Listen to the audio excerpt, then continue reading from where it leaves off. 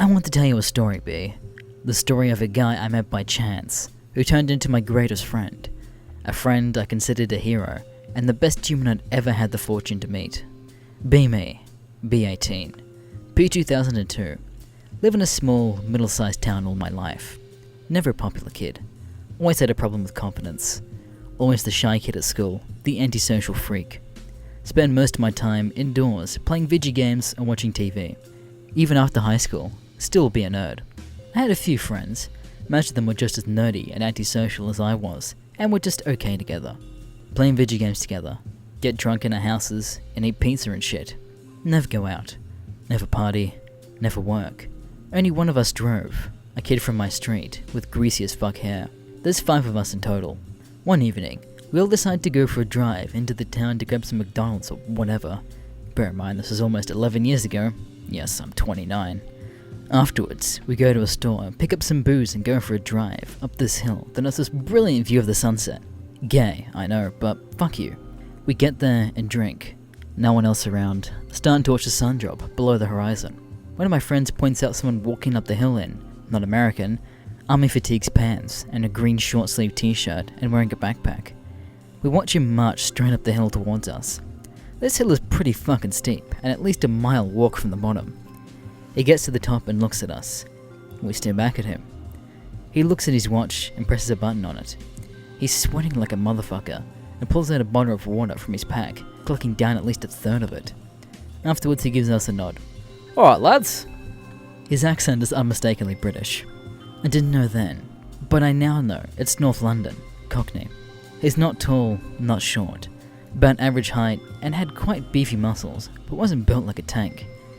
Us being antisocial morons just stared at him. He finished off another session with the bottle of water and looked down at the sunset. "Beautiful, ain't it? Came up here a few days ago and watched it then." A few days ago? This guy walked this a few days ago as well? This is what I was thinking at the time. Being a shithead fat ass, I couldn't understand why someone would regularly do exercise. He turned back to us. "You fellas live round here then?" We nod. One of us tells him the area we all live. "Yeah, I think I know it. I only got here last week, so I don't know much about the layout around here." I asked him where he came from. "England." Apparently he'd come over with his parents last week to live here for the next year, so whilst his granddad, a naturalised American, was sick. He seemed like a pretty cool dude. His name was Will, and he's 18 as well. He told us where he lived, we all knew it. It was only about half a mile where we all went to school. After about an hour of talking, it felt like 15, we offered to give him a ride back. It's dark now, and he accepts. We drive him back and say our goodbyes. We invited him over to one of our houses the following day for a video gaming session, which he seemed to like the idea of. The next day, he comes over. We're already round. He pulls out a 6-pack of beer and hands it to the greasy hair kid. "Cheers for the lift yesterday, mate." We all play some video and talk about him. He wants to go back to England in a year's time to join the British Army. Why the fuck would you want to join the army? Tells us there's always something he's wanted to do. Good pay, roof over your head, pension scheme, etc. He sells it pretty well actually. I really like him. He's super cool and mega chilled about everything, and doesn't seem to be like an antisocial nerd at all. Yet he's pretty smart, and I later found out, good at everything this fucker tries his hand at. After a few hours, we decide to get something to eat. We decide to get a few pizzas, but the place we call up says it isn't delivering. Greasy Hair's car is in the shop because he fucked up the rear bumper and exhaust when he reversed into a wall. Englishman suggests we walk there. It's about a mile, and it hadn't even crossed our minds. "Come on, it'll do you some good," he said laughing. Me and the Greasy Hair decide to go with him, whilst the others stay home. We're walking there, and me and Greasy Hair naturally go to walk around the street we don't go down. The diversion takes an extra 10 minutes, but we don't care. Will asks us why we don't go down it. The street is full of niggas, and it's basically a haven for a nigga gang. We explain this to him, and he laughs. "You won't walk down a street because of a few black dogs." He starts to walk down it. "Come on, you pussies." Holy fuck, what is he doing? Greasy Hair looks at me like he's crazy. He looks over his shoulder when he doesn't hear us following. "Come on, it's like 100 meters. We run to catch up to him. "Are all Englishmen this crazy?" I say to him. He just smirks like it's a secret or something. We're walking down there, and at least half a dozen niggas are out in the street, just hanging about. They stop and look at us, staring us down. I'm shitting myself, and by the look of Greasy Hair, so is he. Will has a pretty calm expression on. and just watches the as he walks by. He watches them until they move past his natural peripheral vision, and then turns back to the street. I look back, and a few of them are still staring at us. A couple are going back inside houses. My heart is pounding like a motherfucker. We get to the end of the street, and carry on walking to the pizza place. I'm literally shaking, I was so scared. Greasy hair has turned white. Will just flashed us a toothy grin. You should see your faces. We get the pizza and walk back. He goes to go down the street again. We protest, but he is insistent. We can see the down the street. There seem to be more of them, standing in the middle. He's persistent, and we agree to follow. We enter the street, and walk for about a third down it when the start to move. Some are walking the opposite direction, towards us. Others walk down into the path we are. Others walk over to the path we're on. Don't stop, just keep walking, don't break stride. Will still has that same calm expression on his face. The are standing in the middle of the path, blocking it. The others on the other side of the road have walked behind us and are following. We are basically boxed in. We are hiding behind Will. And trying to keep in step with him, even though we are both clearly shitting ourselves. As we get to about 10 meters of the niggers, Will gives them a big smile. Alright lads, just passing through if you don't mind. They don't move, and one of them spits in front of him, into the ground. Will stops. This fucking guy, this crazy fucking Englishman, has really fucked us now. Will looks down at the spit, and then back at the He just stares at them for a second. The group of the following us are behind us now, just watching us. Will finally speaks up, but I wish he hadn't. Now you listen to me, you cunts. They're gonna fuck right off, right now. I'm gonna walk down this fucking street. My stomach flips over inside me. Greasy hair looks like he's about to pass out. My limbs go cold. We're gonna die. The don't move. The couple looks slightly confused, but only for a second. One of the steps forward, right into Will. He doesn't even flinch. So you're the main cunt then? Are you good? Fight me. Right fucking now. The boss looks back at his homies and laughs. Will takes a step back and takes off his t-shirt, tossing it to me. His has a pistol in the waistband of his pants. He takes it out and then he gets reached into the pockets, clearly on high alert. Will takes out the mag, removes the round from the chamber, and he puts it into the mag. He gives me the gun and the mag and tells me to hold on to it. He looks back at the who are looking serious. The boss nods and takes off his own t-shirt. We all step back and they begin to fight. Both have their hands up in the traditional manner of fighting, gunning against each other's attacks. The boss tries a few jabs and Will goes straight in, landing about half a dozen punches in the span of a couple seconds. Some to the face, some to the body. They begin to scrap properly. They fight for a few minutes before the boss catches Will on the side of the head with a punch. Will falls down to the floor, holding onto a low wall for support. Everyone thinks he's done, including us. Will slowly pulls himself up and turns back to the He goes down again, pulls himself back up, down again, back up. He's getting good shots on the as well, and blood is starting to show on both of their bodies and faces. Will blocks a punch and sidekicks the on the side of the knee.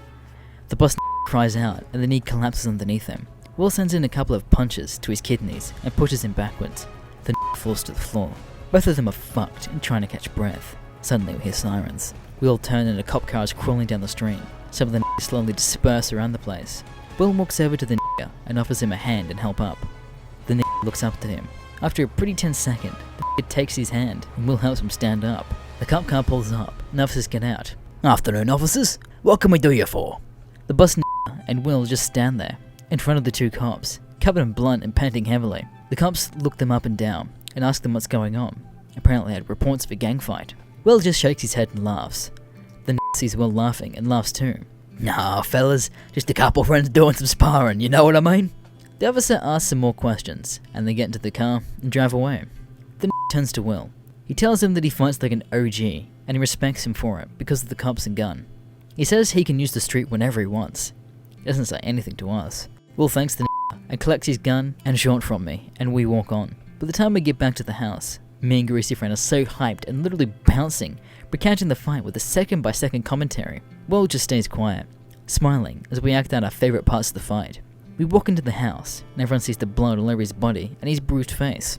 Will just sits down and opens a pizza, whilst me and Greasy Hair tell everyone the story. No one can fucking believe it. I'm still in shock as well. We play Vidya and mess around in the early hours of the morning that night. At one point, everyone is still messing about the rest of the house, and me and Will are in the living room watching TV.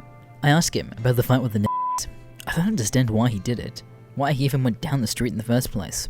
"Listen," he starts. "It's not about being tough. It's not even about being a martyr. It's about being such an obnoxious cunt that you think you can run the fucking world.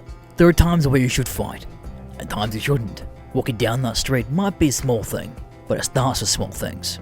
You don't want to fight for the little things in life. How the fuck are you gonna fight for the big things? It's not just the others. It's not just for world peace or fucking equality or some other shit. It's for yourself. It's so you can get to the end of your days and look back and think, instead of being pushed along with everyone else, doing what others do, thinking what others think. I fought my way here. I pushed everyone who was slowing me down out of the way, and I made a beeline directly for what I wanted. So fucking what if I get hurt along the way? So fucking what if I piss someone off? You can't please everyone in life. Even Jesus, who did nothing but preach peace and love, fucked people off so much that they fucking executed him. If you don't make the effort for yourself, why will anyone else? It's all about the state of mind, mate. I didn't have to find that cunt, but I chose to, because at the end of the day, there are those that want to do nothing but mutilate our way of life because it's unrecognisable. Look at those 9/11 motherfuckers. But are you just gonna sit back and watch them? Or are you gonna stand the fuck up and say, "Get the fuck out of my way, I am walking down the street, and there ain't no fucking thing you can do about it"? Even years later, I didn't understand what he meant. That entire year, I spent most of my time with Will. He got me into exercise. We used to do long walks, when he called tabs. It's a British army term for a long march with a pack on your back. He built up my confidence, took me out drinking, helped me out in a few tight spots. He was always there when I needed him, day or night. But halfway through Will's year, I met a girl. Nothing special, maybe 6 out of 10, but she was my first real girlfriend. She was in a bar one night, and Will saw me looking at her. He didn't shut up about it until I went over to talk to her. Don't think of it as you're going over there to chat her up. Think of it as if you're going over there to let her know that you like her, and you want to take her out. Be dominant, and make it clear what you want. He was fucking brilliant with girls, and was always chatting to a different one every time he went out. It was like he didn't even think it was a hard thing. He just did it like he was chatting to a mate he hadn't seen in years. His accent helped him a bit too, which he admitted. "Young girls fucking love my accent, mate. Everywhere I go, I get looks from the minute I open my mouth. It's brilliant." He'd laugh like he was fucking Santa Claus. I spent about a month with that girl until she started to mess me about. Not phoning, getting touchy about nothing in particular.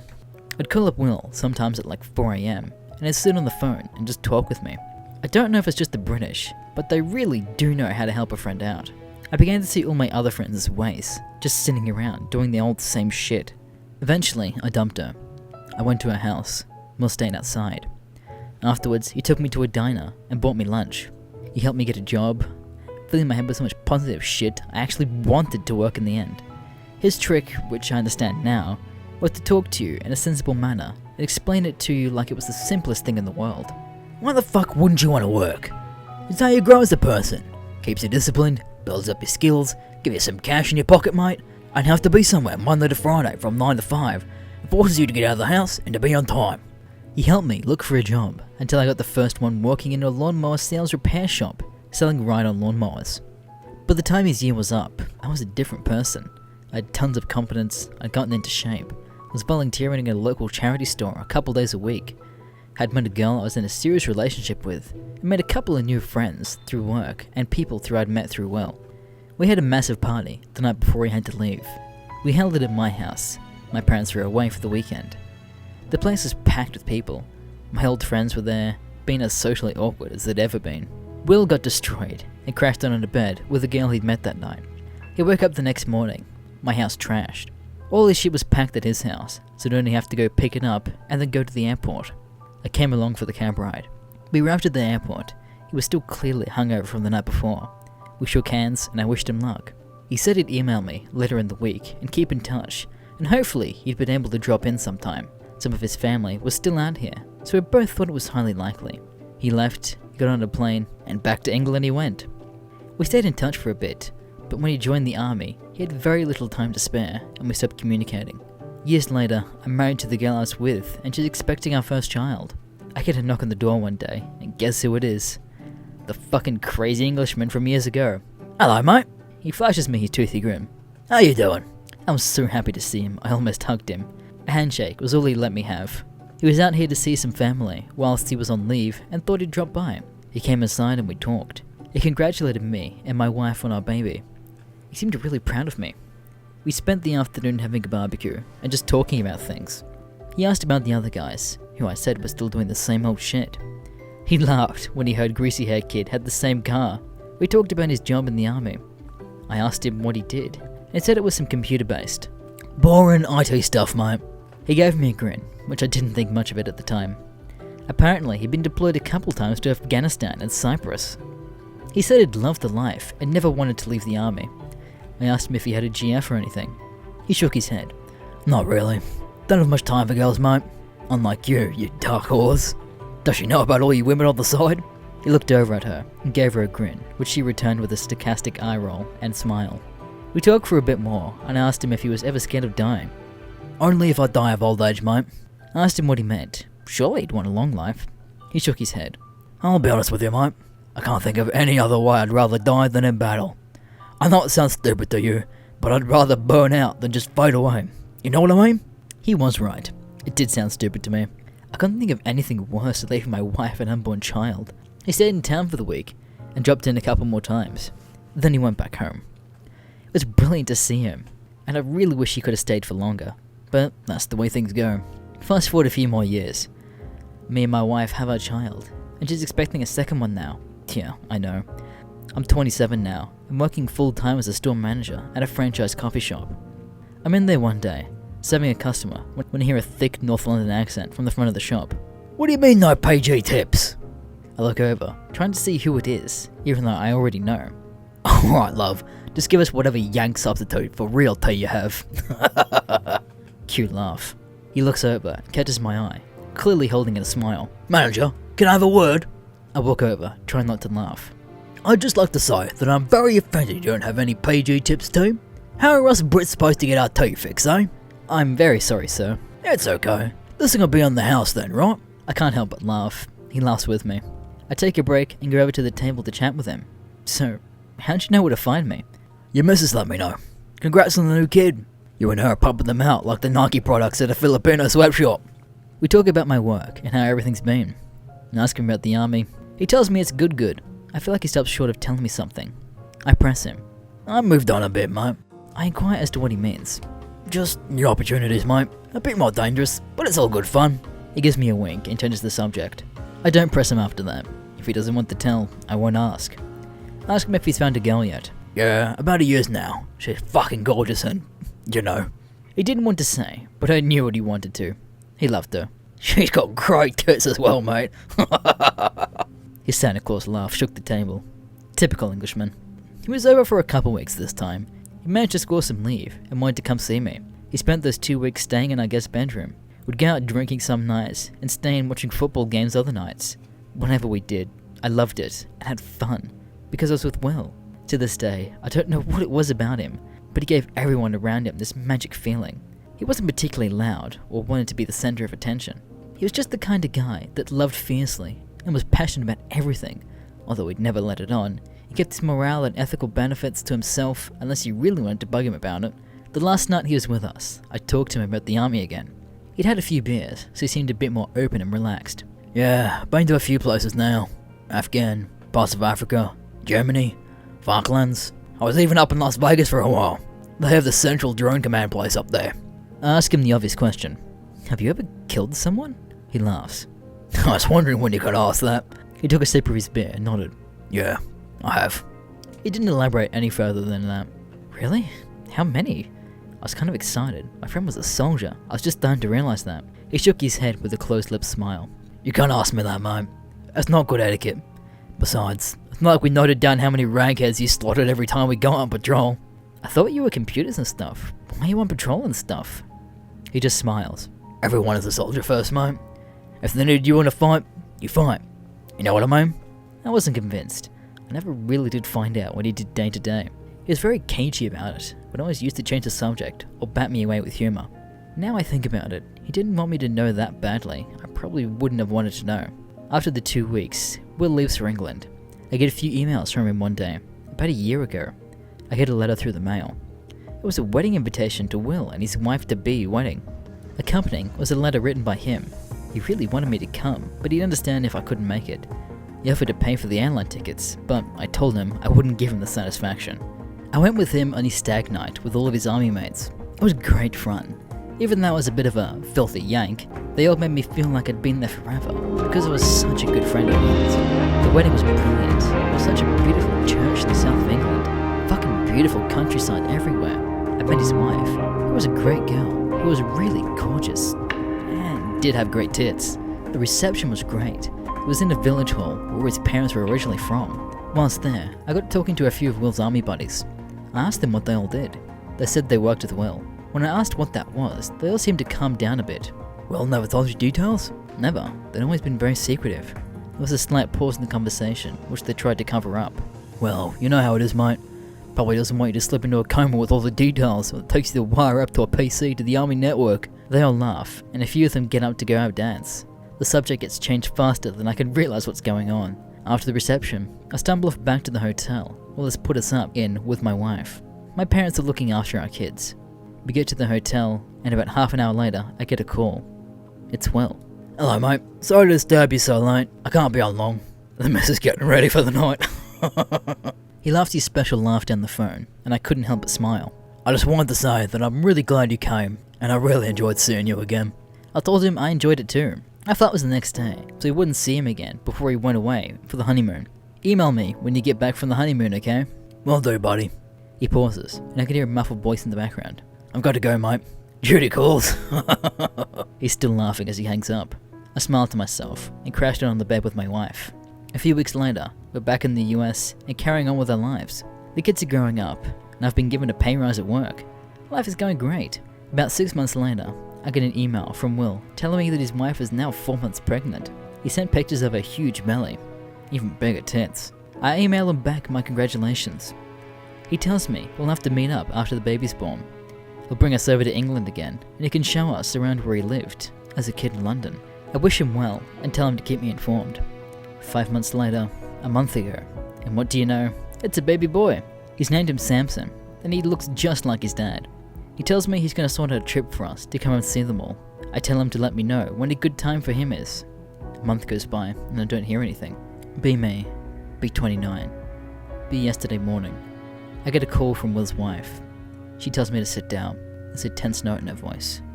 Oh, fuck. I sit down on a chair and ask her what's wrong. It's Will. Her voice breaks off, and I can hear her trying to keep it together. Oh, fuck, no. There's no easy way. He's dead. He died a few days ago. My whole fucking life just sinks in front of my eyes. I don't even know what to do. I'm completely speechless. I don't... How? Is all I can manage. Just trying to hold it together, but I can hear her beginning to speak.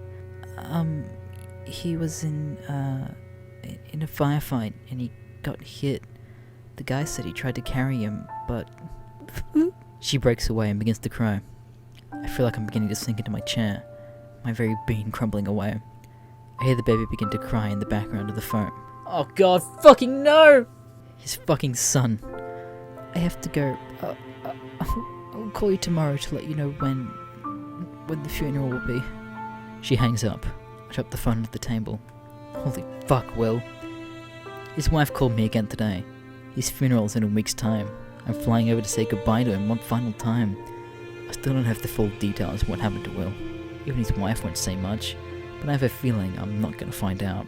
Well, tonight I'm going to raise you a glass of Jack and toast to you, my old friend. You made me into what I am today.